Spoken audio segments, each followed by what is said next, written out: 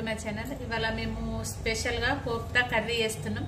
ఇగో పన్నీరు తురిమిన, ఇందులో సోరకాయ, క్యారెట్, ఉల్లిపాయ, కారం, కొత్తిమీర, గరం మసాలా, ఉప్పు, పసుపు, ధనియాల పొడి, పచ్చిమిర్చి ఇవన్నీ వేసి ఆలు స్నాక్ ఇంకా ఉడకలేదు, అందుకోసం వేయలే, అది కూడా చూస్తా. అల్లం తురుము, వెల్లుల్లి తురుము రెండు. ఇక ఆలు తురిమిన, పచ్చిమిర్చి, కొత్తిమీర, ఉప్పు, కారం, ధనియాల పొడి, జీలకర్ర పొడి, ఇక కార్న్ఫ్లవర్ 2 స్పూన్స్.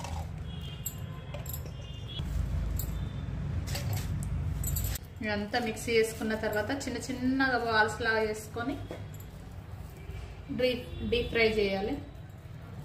ఏం లేదు, ఈజీ కానీ హెల్తీ ఫుడ్.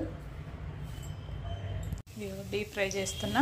వేసినాక ఒక 5 నిమిషాలు కదిలియొద్దు, ఎందుకంటే అవి ఇచ్చకపోతాయి.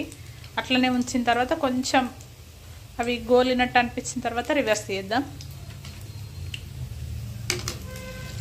ఇప్పుడు ఏం కాదు, మనం వేయంగానే కదిలిచ్చినాం అనుకో అంత ఇచ్చకపోయినట్టు అయితే. బాల్స్ అన్నిట్లో వేసుకోవాలి, మంచిగా క్రిస్పీగా వస్తాయి.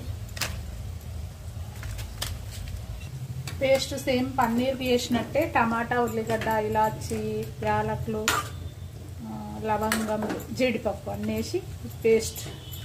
కర్రీ కంప్లీట్ అయిపోయింది. సేమ్ పన్నీర్ లాగానే గ్రేవీ ఏదైనా, ఓన్లీ కోప్తాలు చేసుకోవడమే మనం. కానీ టేస్ట్ మాత్రం సూపర్ లో లెవెల్ ఉంటుంది. ఎప్పుడు బర్రెపాలు ఉంటాయి, మీగడ తీస్తాను నేను. ఫ్రెష్ క్రీమ్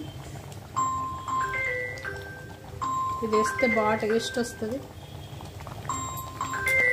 మా సండే స్పెషల్ ఈరోజు బిర్యానీ బగారా. ఇంత పుల్లలైంది బాస్మతి రైస్. కోఫ్తా కర్రీ రైస్లోకైనా చపాతీలోకైనా బాగుంటుంది. మీరు ఒకసారి ట్రై చేయండి.